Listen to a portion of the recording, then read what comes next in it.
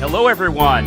It's that time for the JMOR Tech Talk Show, where we answer questions about technology, explain the way they should work, and why they don't sometimes. And now here's your host, John C. Morley. Well, hey, everybody. It is John C. Morley. Welcome once again to the JMOR Tech Talk Show. And I'm very grateful to have my trusty co-host, Marcus, with me here tonight. How are you doing tonight, Marcus? Hey, John. Very good to be with you once again. Good to be with you once again. We've lots of great news to share, which I know you'll tell our viewers later on the program. But before we do that, let's just talk about what we've got tonight. We've got some amazing topics. And we also have Mr. Ruiz, who's a well-known coach. We're going to hear from him a little later in the program. So, Marcus, with everyone being online today, with meetings and different kinds of networking events, I think people are getting zoomed out, right? And I know that phrase has been used a few times, but, it's right. The truth. And I think it's because our eyes are like constantly on the screen. Mm-hmm. People are trying to multitask. They're trying to check email. They're trying to do 5 other tasks. And now they got to put more attention to listen and be able to get back into the event because people don't think they're multitasking. Right. And now it puts more stress on their brain. So I think that might actually, affect the cognition of them while they're doing things. And the whole idea of being on TV is great. But, if you're on TV 7, 8, 9 hours, and you're constantly looking at yourself, that gets tiring, right? I mean, if you're in a studio, you're doing a recording, we typically don't look at ourselves. No. In a podcast, it's a little bit different, but so that's something important to keep. And you don't have the mobility, not that you want to go run a marathon, but you just don't have that flexibility. I mean, where am I going to go? I'm at a desk, right? Where am I going to go? I think some important things we got to think about to try to end Zoom fatigue. A few things I have. One, I feel that if you're going to do virtual events, I'm not against them. Mm-hmm. I wish you'd go to real in-person events, but if you want to go to some virtual events, that's fine. Just, limit them. Don't make it your 7-hour day. Yeah. Because let's face it, ladies and gentlemen, just because you would do 7 or 8 hours of work through virtual events, you're not getting business. I hate to be the bearer of bad news. A lot of people once told me, John, if you put the time in, you're gonna make the money. No. If you put the time in and you do the right job and you put the right efforts forward, then you're gonna connect and make the money. That's correct. So you agree with that. And another thing you could do is if you on a 50-minute meeting, right, or a 60-minute meeting, why don't you try to cancel out like a little early, like 50 minutes instead of 60 minutes? That 10 minutes, if you did that times 4 or 5 or 6, that's an hour. That's a little bit of extra time for your brain and your eyes to just. So another thing you could do too is not schedule them right succinctly after each other. I generally recommend that you have at least 30 to 60 minutes between a virtual event and another virtual event, if you have to have another one right after it. So that means, in theory, Marcus, you really can only have 4 events that you're attending a day if you're working an 8-hour workday and you're doing lunch and whatnot. So that's really important.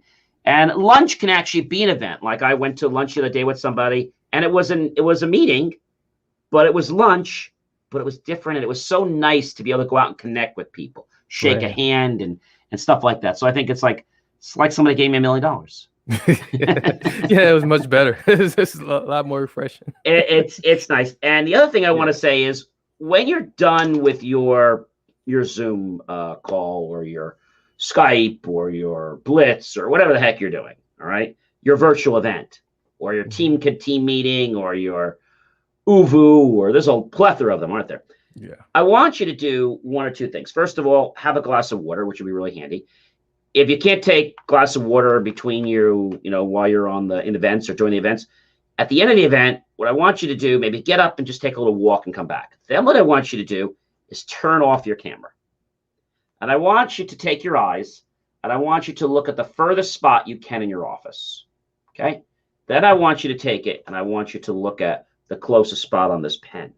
I want you to look at that furthest spot, look at the pen, furthest spot, 10. Do that about 20 30 times. Okay. In addition to that, I'd like you to take your eyes. That's going to look a little weird. You take your eyes and you're going to roll them all the way around. It makes me want to try that now. It actually feels nice. That feel nice? Really nice? Yeah. It looks a little funny that we're on camera doing it, but trust me, it's something you want to do.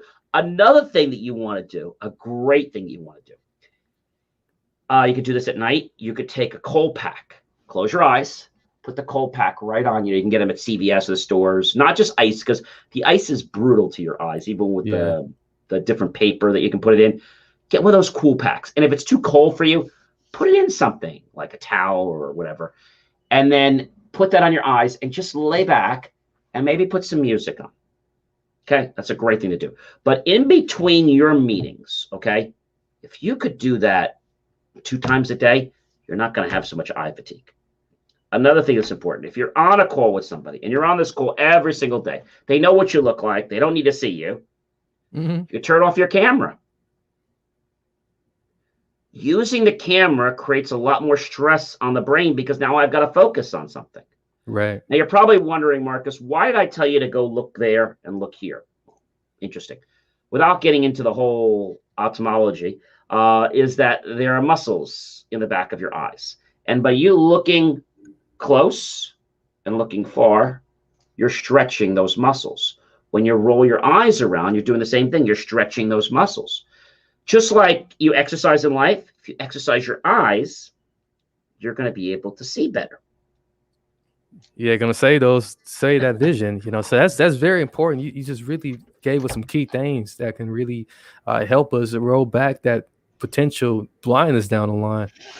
Yeah, so you've got to be cognizant of what's going on. And when you're in a virtual event, I'd almost like you to think about it as though you've got to schedule your virtual events with extreme caution and being stingy with the time. I knew people that used ordering scheduling and they were having their events go like 6, 7, 8, 9, 10, 11 events a day. I'm like, oh my gosh. Like, it's exhausting. Yeah. I know in the very beginning when networking started out, I looked at my calendar. I'm like, whoa, who are all these people? Like, where'd they get on my calendar? And the funny thing is, you don't want to just connect with anybody.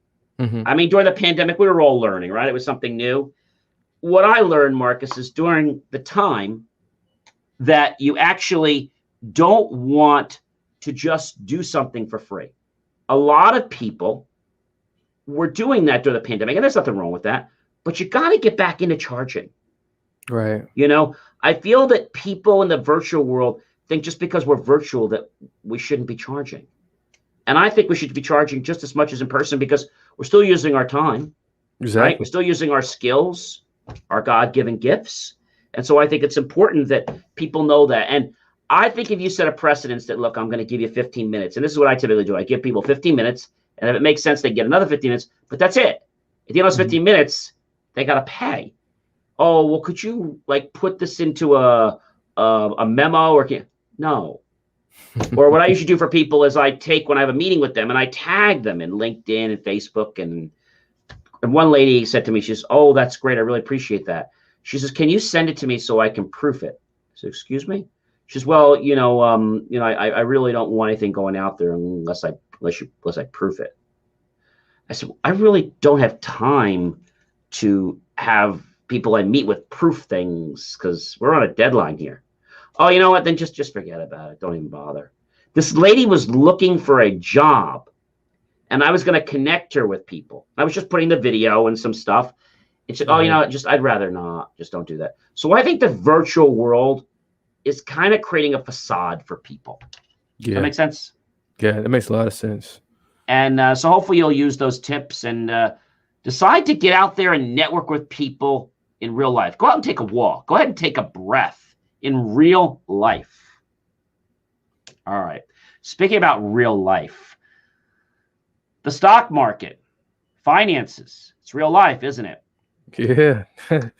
One particular company, which we know very, very well, said, and I quote, no jab, stay home. Who said that? Morgan Stanley. This is shameful. I mean, how how do you respond to something like that? Oh man. Right? Yeah. This is really just, what it sounds like is that they feel like they're a giant and that they can just boss people around. And Well, I they guess said, Marcus, that this giant, as you put it, expects most employees to return to the office beginning July 12th. If they don't return to the office by July 12th, well, there may be a different kind of conversation that's being had. Yeah. And I know what that conversation is going to be, and it's not a raise. I think it's that we no longer need your services. Yes. All these companies, and not to single them, call them out, but I got to be truthful because that's how I am. I feel that these companies, because they got a few shekels in their pocket, think they can just boss people around. Yeah. And there's certain jobs that these industries have that they pay peanuts. Well, peanuts would be a better price. And they get interns. Okay, now we're not talking about companies that can't afford it. I'm talking about companies that can afford them, and they could probably buy a whole slew of them. And they don't pay them because they're cheap. Exactly. That's the company I have a problem with. I have a problem with small companies like you or I using interns. I think there's nothing wrong with that to help and grow. But if you got the money to be able to pay them, then you should pay them. Right. It's one thing if you're trying to help them and you're a small company. I get that. And sometimes in the beginning, you don't pay them because you're trying to grow a little bit. But let's face it, Morgan Stanley. Yeah, and I totally get it. They want everybody to be vaccinated, and that's why they're going to bar people from coming in. But they're barring people, right? Yeah, but you can't threaten people's incomes for this. At least give people a chance. I think also, Marcus, what they should be doing, I understand that they say you can't come back, okay, to the office. I'm okay with that. But that shouldn't predicate whether you can't work at home. Right. Maybe say, look, you have a year to get vaccinated.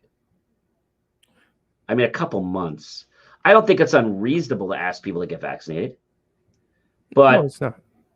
Well, some people would have a different conversation than you and I are having. Yeah, they would. Okay. Yeah, they feel different. I have some people that work for me that's a totally different conversation. Right. And it's unfortunate, but I just want people to understand that these companies, just because and we got a lot of them, Morgan, we've got Barclay, we've got so many other ones, right?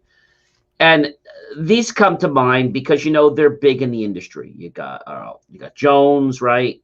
Earl Jones and Edward Jones, whatever. And I think when you got a company like Morgan or Barclay, and I remember being to Barclay several times, and knowing that they have a room in their facilities, I really call it a show-off room. Mm-hmm. They have a mini Wall Street on one of their floors. Okay. Now I asked somebody, do you use that room? I said, no, we never use it. We just like to show all the bigwigs that come up, what we have. So it impresses them, so they'll spend money. I mean, that's wrong. And my letter yesterday was the other day was I for integrity. And that's not somebody that has integrity. That's a company that doesn't have integrity. Right. But yet when you do it the M way or the this way or that way, it's right. Just because these companies set a precedent, ladies and gentlemen, they're not right. They're not right. And they're not above the law either. No, they're not. They're not. But when we think about safety of the population versus privacy, let's talk about something interesting. In life, if you need to drive a car, correct me if I'm wrong here, Marcus, you need to get a driver's license, don't you? Yeah, that's definitely true. If you're in a car, isn't it the law that you have to wear a seatbelt? Yes. Now, tell me this. Most companies require you to have some form of a college degree before they'll hire you. Yes. As a full-time employee. Yes. Now, in order to cut hair, you need to have a license. Right. In order to sell liquor, you need to have a license. You do. In order to be a plumber, you need to have a license. Yeah. To be an electrician, you have to be a license. In order to be in business, you have to have proof of insurance for business. Landlords ask for it. Different places you go ask for it. So my question is, why are we putting this above safety? It's real intriguing. So safety of the population versus privacy. And it really has a lot of things to think about. Right. We've had rules in our world before. I think the problem with the COVID is that just so many people don't know. We know that if you're going to build a new home, you got to get permits. I didn't even tell you about that one. Got to get a building permit, right? Exactly. Yeah. You can't even build it without it. Right. So, anything you're doing, in order for us to have music on our stations, we're nationally licensed. Yeah. If you don't do that, we're probably one of the very few. Our music on the stuff we do for the Tech Talk show and that we do for all our YouTube channels, it's licensed. The first day we started putting that content up there, we got blocked. Got blocked immediately. I'm like, what the? And I call over to the licensing company. I said, what happened? Oh, John, just relax. We got you covered. I said, no, you don't. It's been a day. Yeah, he took care of it. No, he didn't. Oh, I got to email my media agent. We have a third party that handles that. I said, what are you doing? Oh, he told me he took care of it. No, he didn't. Well, send me the links to the things that's not approved. I'm like, why should I have to do that? Or just send me the links. And I send the links. All right, you're all good now. You see, everything starts out as non-licensed. On YouTube, they believe everything isn't licensed. Yeah, they do. So don't put music up there. No, it's not worth it. If it's not licensed, it's past 5 seconds. It's going to come down. Yeah, they're going to take it. And if you put a request in to challenge it, which is what I did, they have 30 days, but they put a threat on there that if you do this wrong, they're going to suspend your channel. And that's not true, but they threaten you. Yeah. Because they don't want people putting claims in, because all these companies have to go back and forth. YouTube has a whole department that just deals with these issues. Yeah. Tell me that's not a waste of money. It is. I can imagine how flooded they are. Yeah, exactly. Well, we've got to get to our guest, and his name is Andre Ruiz, and his mission is to raise youth awareness about mental health, alcohol, drugs, and the people who surround them. He comes off as a coach, and he helps people take their life to the next level by helping them create a strategy for their vision and eliminate those fears that might be lurking and holding them back from taking action on their goals. Please help me welcome, ladies and gentlemen, this Friday night to the JMOR Tech Talk Show, Mr. Andre Ruiz.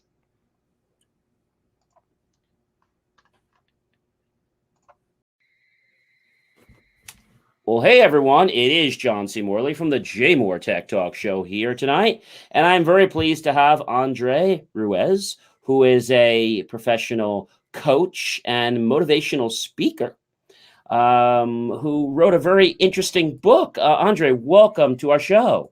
Thanks, man. I appreciate you having me. I'm really excited to see what we can create today. Yes, thank you so much. It is amazing. I mean, your book, and as I told you, I read everyone's book before they come on the air, which keeps me extremely busy. Your book talks about, first let's give the title, Morning Warrior Secrets, Morning Rituals for Health, Happiness, and Wealth. Now, I have to ask you, Andre, what is it that inspired you to create this book? What inspired me to create this book was the way that I learned these rituals of millionaires, famous people, and I would pick up these little tips from a lot of people that I really liked. And I told myself, man, I'm going to start implementing this stuff, like affirmations, meditation, yoga, journaling, just doing the work in the morning, eating that frog first, like Brian Tracy says, getting stuff done in the beginning of the day and starting my day off positive so that I can end my day in a positive way.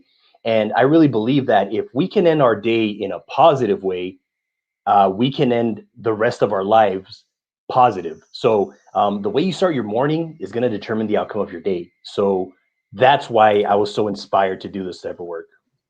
I really believe that. And I think a lot of us, we have some motivation in us. I know I do a motivational tip every single day. I take the letter of the alphabet Love and it. I give a tip and I kind of lace some things in there. And it's pretty interesting. You get going with that tip. And if I don't do it, it's like, gee, I didn't start my day.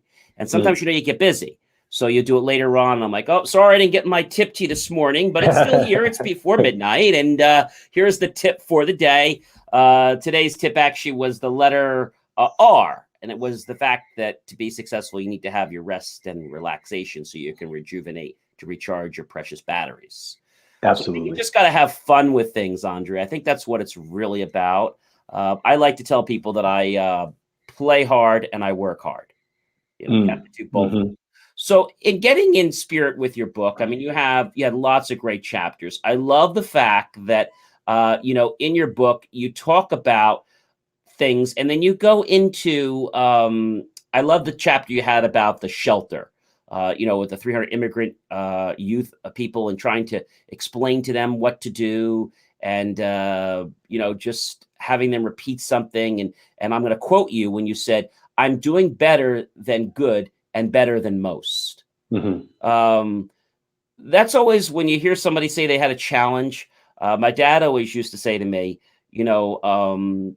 we're doing better. We're doing better than most, but worse than some.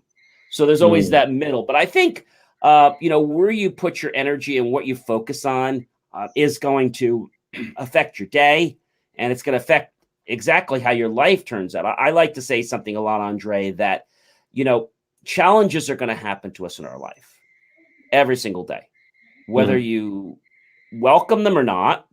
It's up to you. But how you choose to respond to the reactions and other people, I think that's what shapes our character and really determines whether we're going to be successful or whether we're going to be on the other side. And I think a lot of people want to be successful, but what they don't want to put the energy, right? They don't want to put the time in, they don't want to put the effort, or they don't want to plant those seeds. In pondering over your book, like I said, there's a lot of great chapters. I like another chapter you had where there is no vision, the people perish. I guess what you're trying to say there is if people don't have a vision, they're basically planning to fail.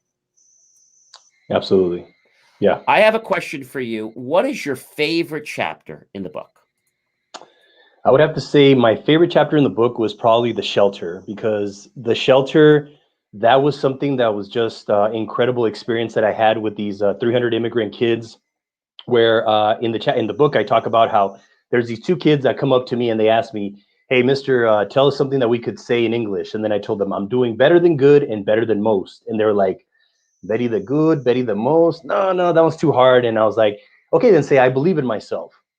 And then they said, "Okay, I believe in Michelle." And I'm like, "No, no, no, I believe in myself." They said, "I believe in myself." And then little by little, these kids would, you could hear them from like across the room and saying, "Hey, teacher, I believe in myself. I believe in myself." And then now later on, a couple of kids would start saying, "I believe in myself." And then other kids would say, "Hey, teacher, I believe in myself. I believe." And so everybody there, including the staff, would say, "Hey, Andres, I believe in myself." And I remember recalling one time we were in a room of 70 kids. It was about 60, 70 kids. And I was teaching them about affirmations, and I would tell them, after I say something, you're going to repeat it. I would say, I believe in myself. I love myself. I am great. I am worthy. And they were yelling it at the top of their lungs. And when we would get to the part, I believe in myself, the kids were like, "I believe in myself." And it was just such an amazing experience to hear these kids with such high energy. Even the security guards came in. They're like, "Hey, what's going on? Like, is something going on?" They thought that there was a fight breaking out. I'm like, "No, no, no. We're just having affirmations." Like, "Oh man, dude, I thought somebody was fighting." But that moment was just so incredible. And these kids were tough kids. They're from the streets. These kids, they smell you if you're like, you're being a little too much. But it was really a challenge to get them to do something like that. But once they Mhm. got that trust in you, man, it was just so amazing. So that's probably my favorite chapter, because I even thinking about it and speaking about it makes me, envision myself being there again. I like that chapter. I thought that was a very moving chapter. I mean, all your book's content was great, but I like that. I didn't expect that chapter. So Mm. that was something that was really good. I also like another part in the book where, you talk about the fact that people a lot of times in life don't necessarily know what they want to be their core values. And a lot of people determine them after time. But I like the thing that you tell people to do, which is to pick 4 or 5 people and to write them down, and then to write the 4 attributes that identify their core values. I think people can, resonate with that because sometimes, we know, but for whatever reason, it doesn't become conscious. And I think when we can do an activity like that or something fun, the brain likes things that are fun. I think that's what I think that's what it's all about. I also love your chapter 6, which is Morning Warrior. Tell us a little bit about that chapter. Yeah, so Morning Warrior, it pretty much just goes into detail as to what exactly I do in the morning. So I'll just go really quickly with this. The night before, I don't look at my phone an hour before I go to sleep. I then, as soon as I wake up saying something positive to myself. I say, today's going to be a great day. I am worthy. I am greatness. I believe in myself. I love myself. Let's get the day. And as soon as I'm done with that, I drink some water, and then I splash some water on my face. And then I do these things called incantations, which are like affirmations of movement at the same time. So I tell myself, now I am the voice. I will lead, not follow. I will believe, not doubt. I will create, not destroy. I am a force for good. I am a leader. I defy the odds. I set a new standard. Step up, step up, step up. And when I'm doing this, it's creating an energy that I can feel those words, and I'm embodying those words. And those are my values. And that's what I want to bring to the world. Like playful, patience, empathy, compassion, energetic, fearless, love, gratitude, service, joy, appreciation, enthusiastic, giving, family. Like I already know these words. They're already me. I am these words. I don't even need to think about it because it's what I think and what I speak. So once you can think and speak those words, that's when you start to have some transformation coming from within. And when I'm done with those incantations, I do some yoga, I do some meditation, I do some journaling. In the journal, I like to dump things like in there, like, it's a brain dump. Dump all those negative thoughts, let them go. And then I also like to put some gratitude, what I'm going to create for the future. And then I also like to then work out and then take a really cold shower just to get my blood flowing and get my energy flowing so I can just be ready to take on the day. I love that. And, when you talk about some of the things you're talking about, I think some of that's Tony Robbins. I had taken a couple of his courses a while back. Yeah. And as much as I, went to some of his courses, we all follow different people. And I'm not one that drinks everybody's Kool-Aid because it's fun and because it's rah, rah, rah. You see, being an engineer, I need a little more substance than that. And he had some good points, don't get me wrong. But I know when things not taking a direction and you're trying to sell books or you're trying to sell programs. And he was very good at doing that. But when you measured the ROI to the class or to the course, it wasn't there. I like people like Dr. Wayne Dyer, who's no longer with us, unfortunately. Yes. People like, How to Win Friends and Influence People by Dale Carnegie. Yeah. These type of people. And I think what he was doing is interesting. But what I challenge is most people didn't have the discipline to take it to the next step. He was ready to reprimand people and say you're not serious. But, if you want to help somebody, and you know this better than I do, Andre, you have to kind of befriend them a little bit. And you have to work with them. You can't be insulting people or calling them names. I mean, you really have to motivate them, but in a different way. I feel that what you're saying about, the body, the state, I think that's great because, I've taught this to my sales team when they go somewhere. If they're not in a good mood, they need to put themselves in that positive state all the time. And if they can't do that, then you have to understand that the world's going to trip you up. It's going to happen. So how we choose to handle these blocks, we need to have the tools. Just like if somebody has a problem, they have to know where to go to resolve it. So I think in life, it's a series of these tools that we have to become masters of. But, you know, there's people you and I bump into every day, but they don't want to learn. They feel like their learning days are over. And I always tell people, the day you stop learning is the day you start dying, because you need to keep learning every single day of your life. So you're either growing or you're dying.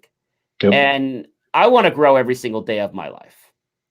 But there's a lot of people, you know, that they do things in life. They do the motions. They go through the motions.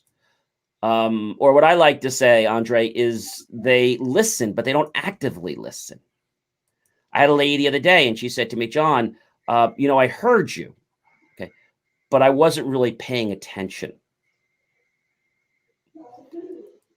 So, you know, people have to be accountable for those type of things.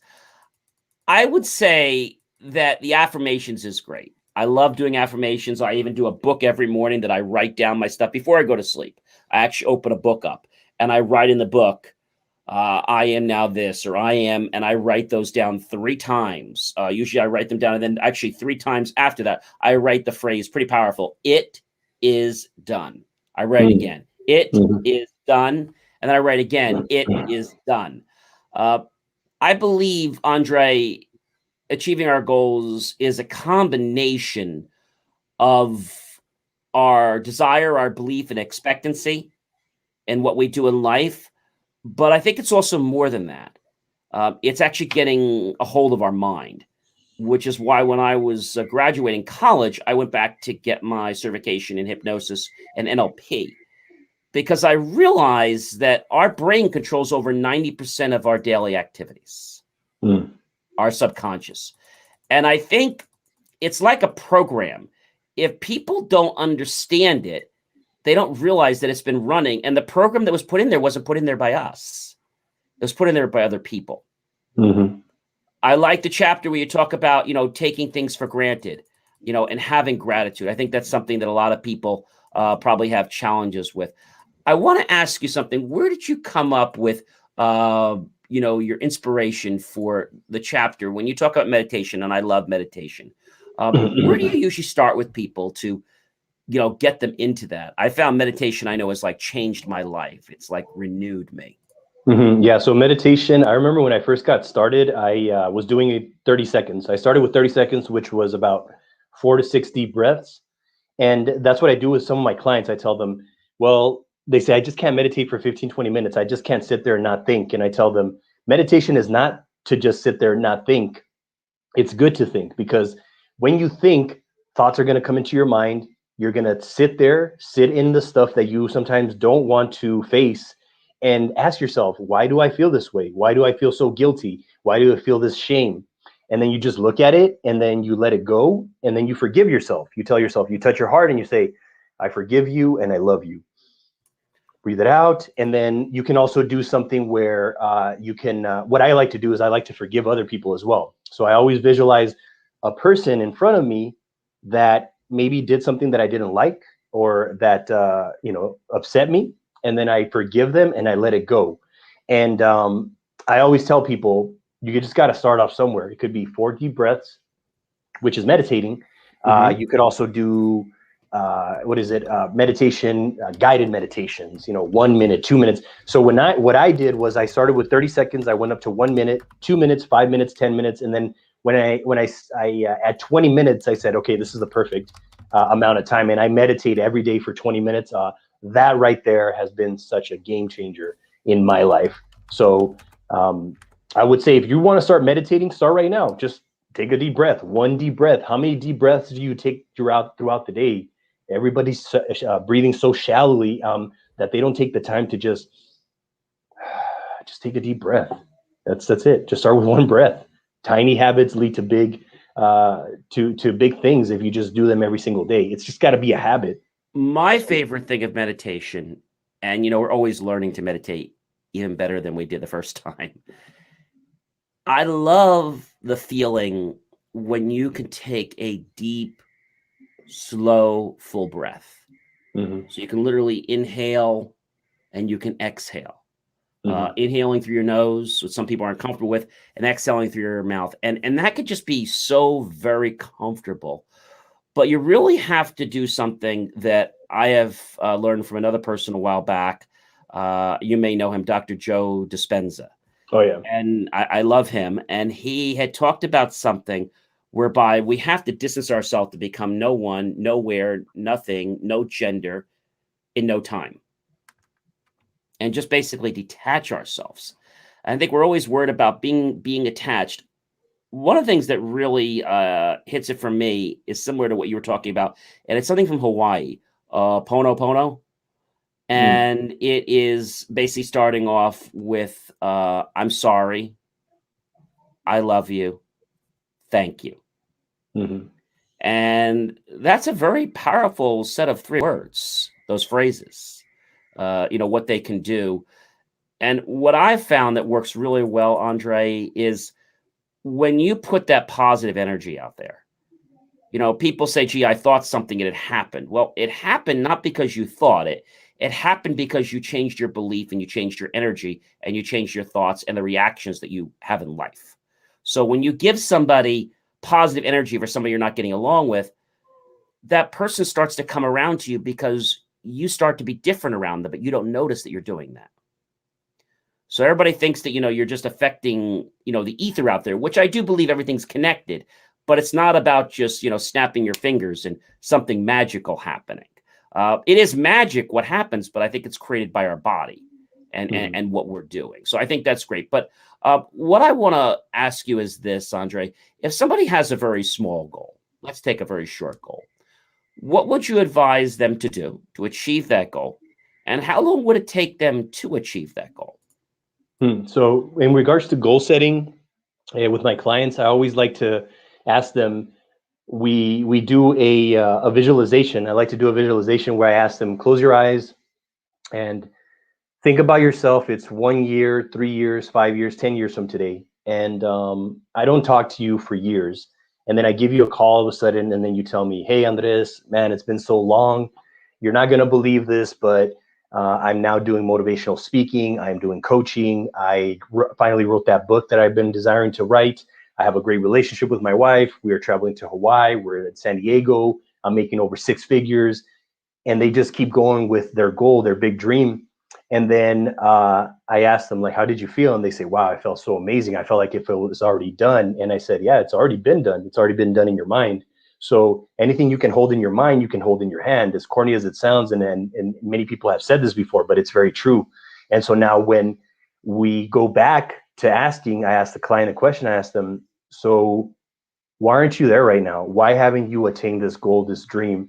And then we start talking about the fears, the habits, and we start dissecting all the things that are holding them back from taking action. And we have to really start and think about, okay, this habit that you haven't broken, this is what's holding you back, or this fear is what's holding you back. I've had clients where a particular client, he's like, I want to start a trucking company. And I tell them, okay, so what's holding you back? Well, I'm thinking that if I do start this trucking company, what if one of my truck drivers gets into a car accident and then one of the tires falls out, hits a family with 4 people in the car and kills all 4 people? Then I have to pay for medicals. I have to pay for their car. I have to pay for their truck. I have to pay for the truck driver, and then I could get sued. And I said, wait, let's take it back a little bit. You still haven't started the paperwork. So that's step number 1. But oftentimes what happens is we go so far ahead into the future that we fail in our mind. And once we fail in our mind, we're done.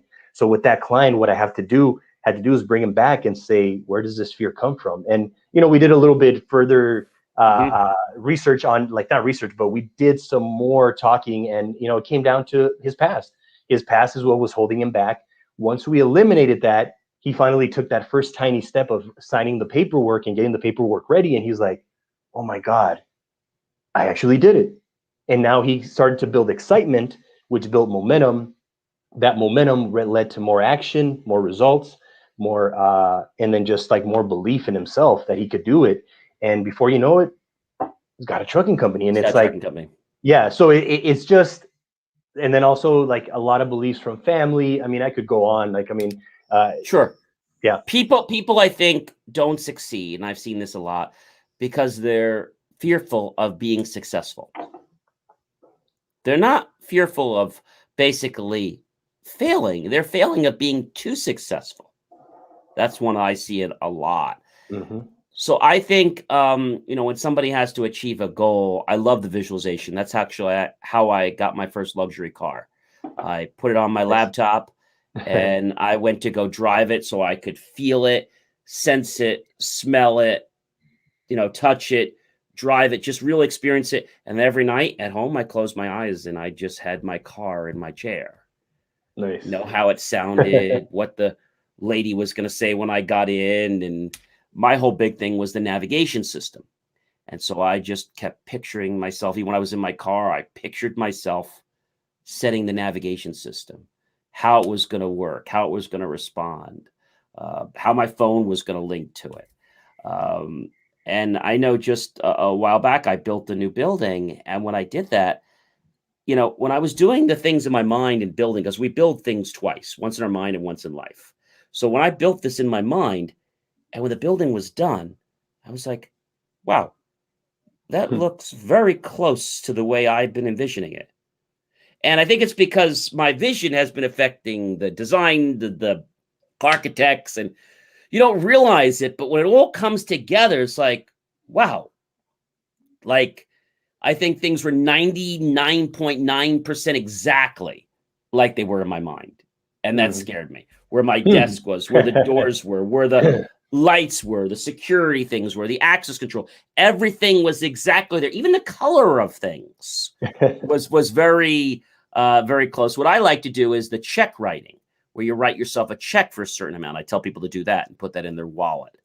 Nice. And that kind of works. I think the whole thing, though, is to just have a positive attitude and to understand that it is about growth, and that when we get there isn't so much determined by us, but the universe and divine timing. So we can't always set the time that I want this building or I want this whatever. We can start to put the chips in motion to get it going, right? Or a relationship or what have you. We have to start somewhere in our mind. And then when we start there, it's kind of like we're building a building or making a cake, but we're doing it in our mind. And then when it's ready to come out of the oven, then we see it. But I think sometimes while we're planting those seeds, people get disappointed or discouraged because, I planted all these seeds. I spent all this time. And one wise person once said the difference between being successful and failure is that the successful people hold on just a little bit longer. Just that little bit longer. But everyone just thinks it's about mimicking somebody, but it's more than mimicking somebody. You have to have that persona. You have to have that desire, that belief, that expectancy. Once desire, belief, expectancy, once one of those are X, or you don't have one of those components, you're done. You're done until you restore one of those. It's like you can't have a two-legged chair. You can have a four-legged chair, you can have a three-legged chair, but you can't have a two-legged chair, and you certainly can't have a one-legged chair. So I tell people, if you take a leg off the chair that's a three-legged chair, that you're going to fall. And there's no way to ever get back up again until you figure out how to repair that one leg. Yeah. That's the way I explain it. Well, listen, Andre, this has been really amazing. I know our viewers have really appreciated this, especially our new viewers from Princeton.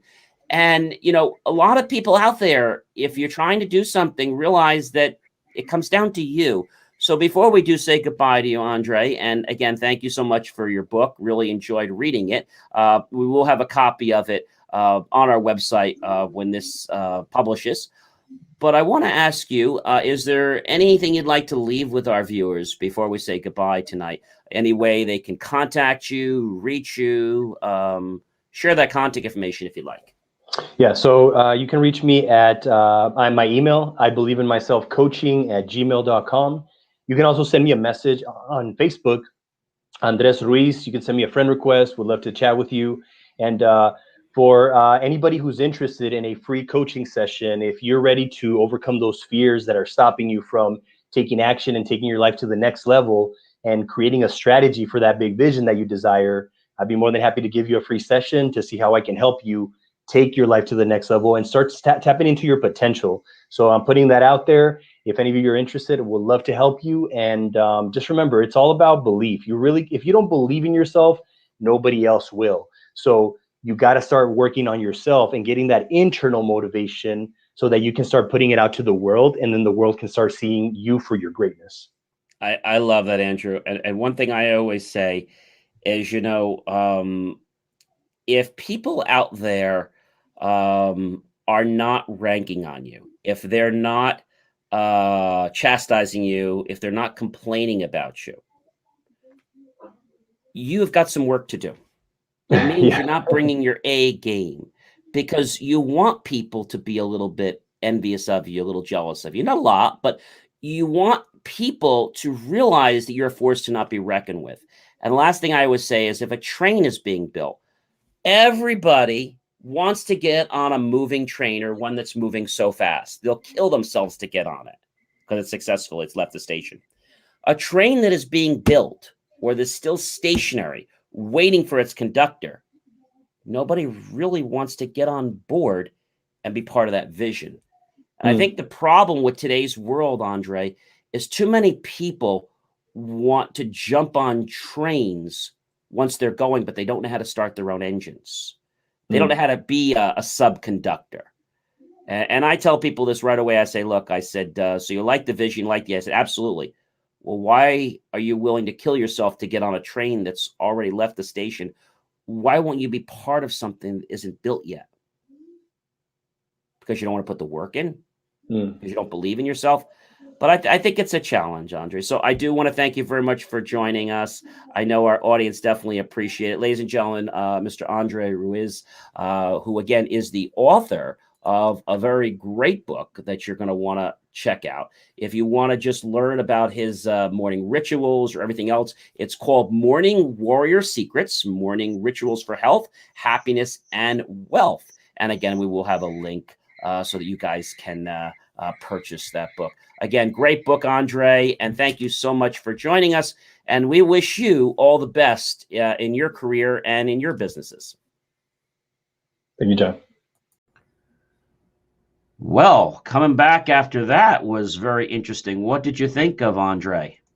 You know what? Just incredible. He's helping people. He's really bringing a lot of awareness to just an important topic that we all should just gather around and support him on. I think it's great. It was nice to talk to him tonight and to learn what he's doing and how he's helping a lot of people in the mental health regime, and those that might have alcohol challenges and drugs and other people that need support around them. So I think it's great, and kudos to him. So I definitely want to thank Andre for joining us on the show tonight. So a lot of changes with COVID, I don't want to say being over, but let's say maybe going into more of a safe zone, or like we would say with cancer, it's going into remission, hopefully. Right. And because you never know if it'll spring again, right? So we'll say it's in remission. The fourth industrial revolution. Now, I'm not really talking about a war, in case you were wondering. But what is the fourth industrial revolution? Well, that's a great question. That's the whole concept of automation, large-scale machine-to-machine interactions and involvement, Internet of Things, and how they can be, let's say, more efficient, with what they're doing. There are more challenges, as we know, that are around the corner. But with the fourth industrial revolution, there's a potential to really increase people's awareness and their income levels around the globe. All right. So this is going to be pretty major, not just in the manufacturing industry. This is really going to be all over, Marcus. And I think that's the part that I think is very, very interesting when you think about these things.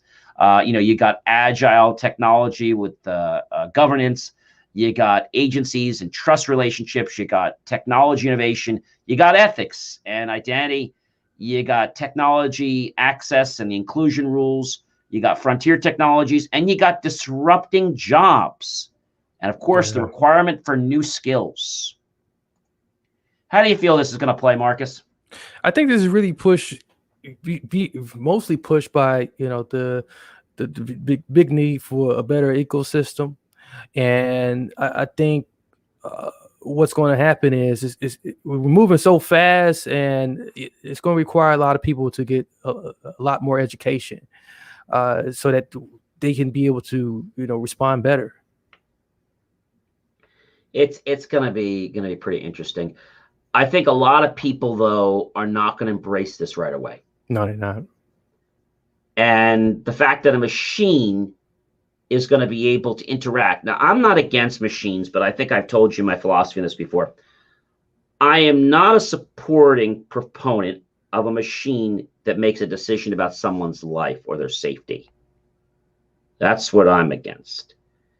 If it does that, there needs to be a failback so a human can interact to override that. Almost like the Minutemen in the silos, the Minutemen. Yeah, yeah. We need somebody that's able to turn the key, or in our case, turn the key off. Right. So I think that's going to be interesting, and I think it's going to help with a lot of jobs. But I think the type of jobs that are going to evolve, it's going to be different, Marcus. It's going to be different. It's going to be more technology jobs, and I think there's going to be a lot of law around what's going on, because this is opening a whole new can of worms for litigation that has never even been fathomed yet. I mean, look what I was telling you last week about I'm going for my pilot's license. And that's what you need to do to be able to fly a drone commercially, or fly it on any YouTube or any social media. And I think more people are going to have to understand what they need to do before they do it. Right. And it's not going to be a case of, well, I didn't know. Can you do that with the government and say, I didn't know?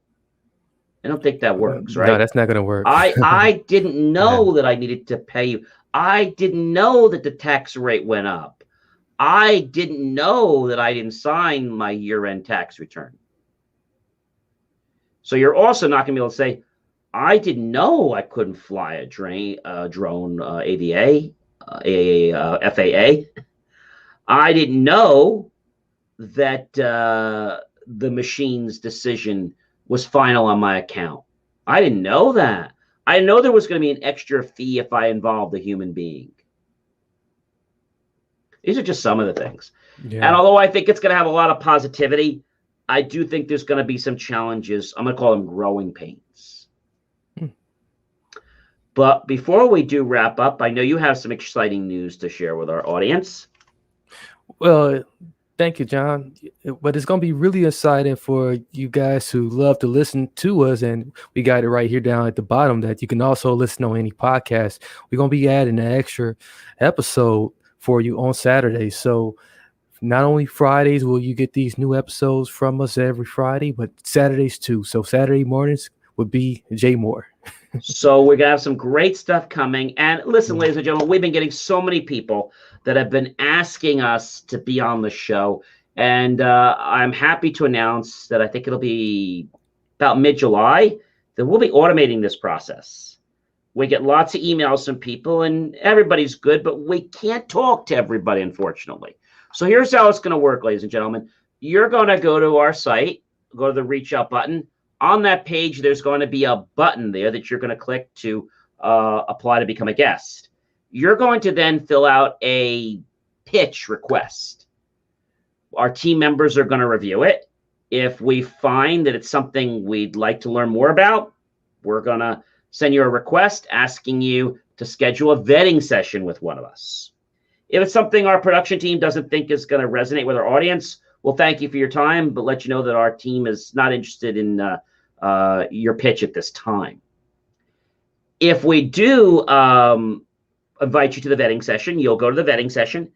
After the vetting session, we will let you know whether you have passed or whether we're going to pass on you. If you do pass, we will then schedule your recording session right then and there. So the thing I want to let you know is that it's not going to be as simple as just sending us an email and say, hey, I want to be on the show. When you apply to be on the show, when you do your pitch, you're going to have to sign the media release right then and there. So if you just think you're going to send us a half-broken email that, hey, I want to get on there, we're going to really review these things because we're going to get a lot of these requests. The other thing we're going to be doing is we're going to be offering services that you can purchase that will allow your business to get more exposure. So we're trying to help people, but we really want the people that are going to provide value to our audience. So we're really excited about that. And I want to let you guys know that if you have not already liked and subscribed, go ahead and do that. What are you waiting for? We provide great quality content. And now on, I think you said Saturday mornings. What time is that going to be, Marcus?